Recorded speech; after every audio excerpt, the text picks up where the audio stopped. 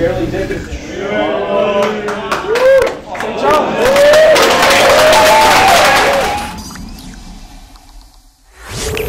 How's it going, Knights fans? Thanks for tuning in for this very special edition of the FDU Men's Soccer Report. We're joined, as always, by the head coach of the FDU Men's Soccer team, Seth Roland. Coach, thanks for being with us today. It's all good, Gavin. A very exciting time for you guys as you move ahead to the NCAA tournament.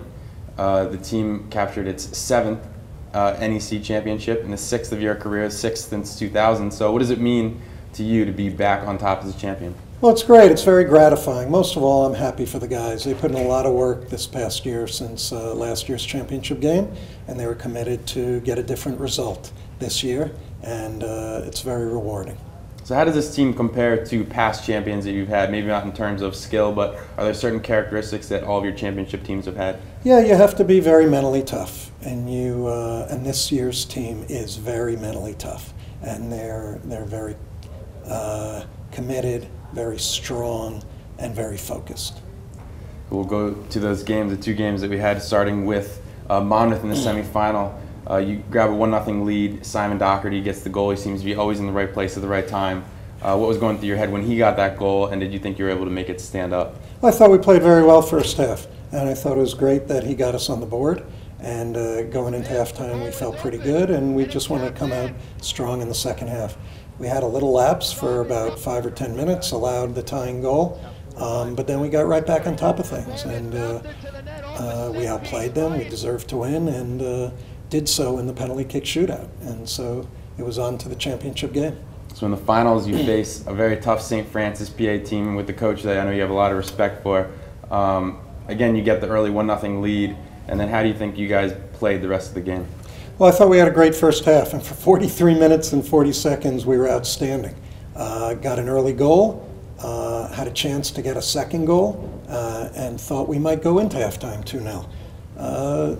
As it was proving that that wasn't going to be the case, we at least could take solace that we'd go into halftime 1-0. Right. But then they tied us against the run of play, and they go into halftime 1-1 after getting totally outplayed, and that's a big lift for them. And we just talked about, being tough, going out second half, being aggressive, and getting back on top of things. And I thought we played a good second half. We hit the post. Overtimes, it was wide open, then they hit the crossbar. Right. But our guys were not going to be denied this year. They were very, very dedicated to bringing home the NEC Championship, and they just were not going to have it any other way. And I'm very proud of the guys, and they did a great job. This is the program's first title since 2008, and it seems like maybe the stars were aligned for you. What are some of the similarities to that year to this year? Well, there were a few.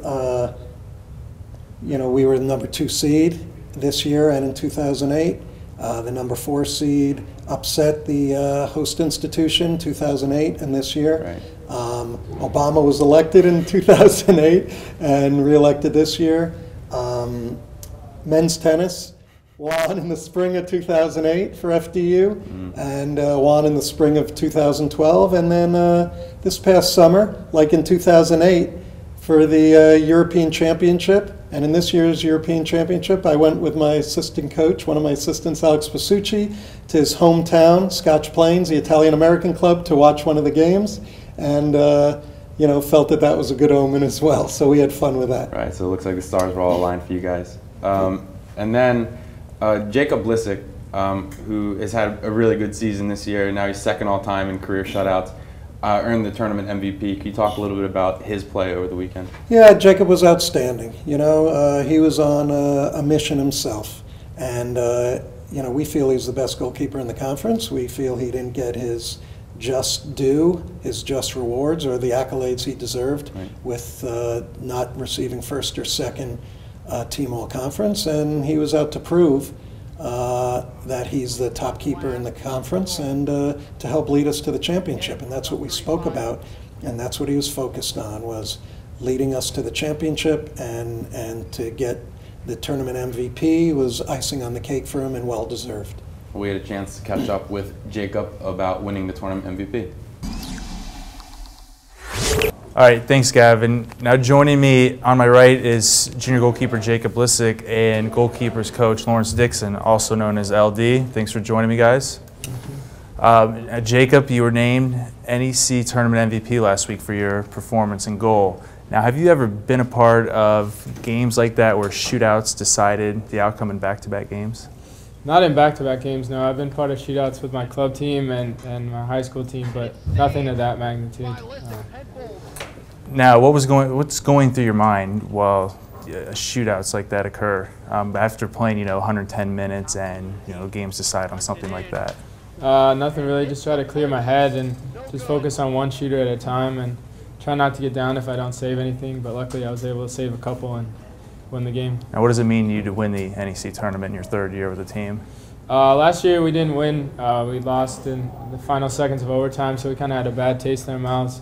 And this year we wanted to come out and set the record straight that we could win the championship, and we did. All right. Now, Coach Dixon, you've now coached this young man for 3 years. How have you seen him grow since his freshman year? Well, each year we set goals for ourselves and try to accomplish them. His growth over the past 3 years is very good. He worked very hard, and he was a joy to work with. He works very hard. All right, well, gentlemen, thanks for joining us, and good luck at St. John's on Thursday. Thank you. All right, Back to you, Gavin. Thank you, Chris.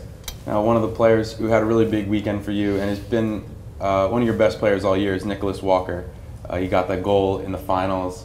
Last year, he had an assist in the semifinals, so he's been kind of a big game player for you. Talk about his progression as a player. Well, Nicholas is a very spirited and enthusiastic guy, and he's a very dynamic defender.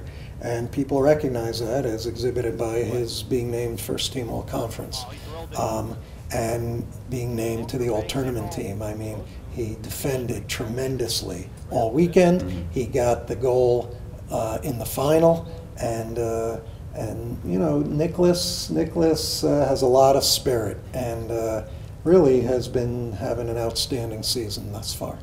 We'll throw it back to Chris for an interview with Nicholas Walker. Thank you, Gavin. And we're now joined by junior defensive Nicholas Walker, who was named first team All-NEC as a defender. And Nicholas, how does it feel to earn an award like that by the conference coaches to be recognized? It's a good experience, actually. Like, put in the hard work all season long to be finally recognized. I think it's a good accomplishment by me and the team. You played in 2 exciting games over the weekend to win the NEC tournament. Have you played in anything like that before in terms of the intensity and what was on the line at the end?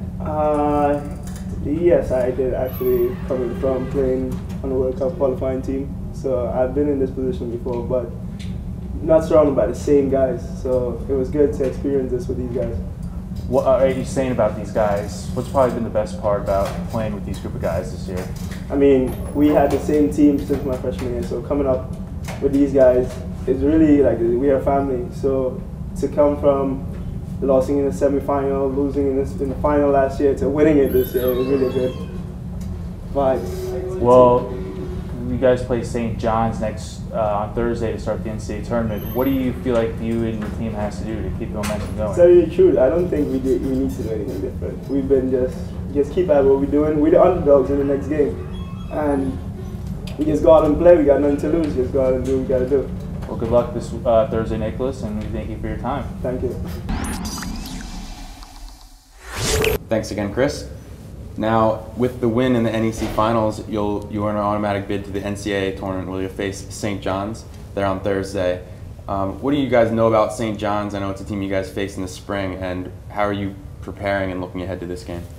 Well, first of all, in order to prepare properly, as we have all year, you have to have great assistant coaches, and I'm very lucky. We as a program are very lucky to have the 3 assistant coaches that we have. Lawrence Dixon, LD, has done an outstanding job with our goalkeepers and deserves so much credit for helping develop Jacob into the goalkeeper he is. And Orsay is a tremendous liaison between the players and the coaching staff and does a great job with that. And Alex plays such a big role in helping us prepare for each and every game. And to have the 3 assistants that we have is very, very lucky for us. And it helps us become a championship program. We wouldn't be a championship program without them.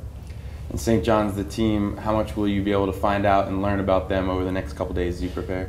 Well, we've already started our research, and St. John's is, for those of you who followed college basketball 15 or 20 years ago, they're kind of like Nolan Richardson's University of Arkansas teams that used to pride themselves on putting teams under 40 minutes of hell. St. John's is arguably the fittest, most high-pressure team in the country, and forces you into mistakes, and we have to be on our toes and be sharp and ready to go from the opening whistle. I mean, they're a great program with a great coach, Dave Mazur, and we'll have our work cut out for us.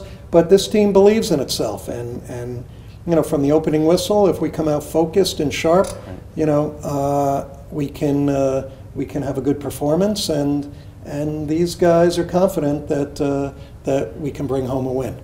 Well, a win would send you guys out to St. Louis for the second round, so let's see if we can book some plane tickets to St. Louis, huh? That would be great, Gavin. Well, Knights fans, thanks for tuning in for this FDU Men's Soccer Report.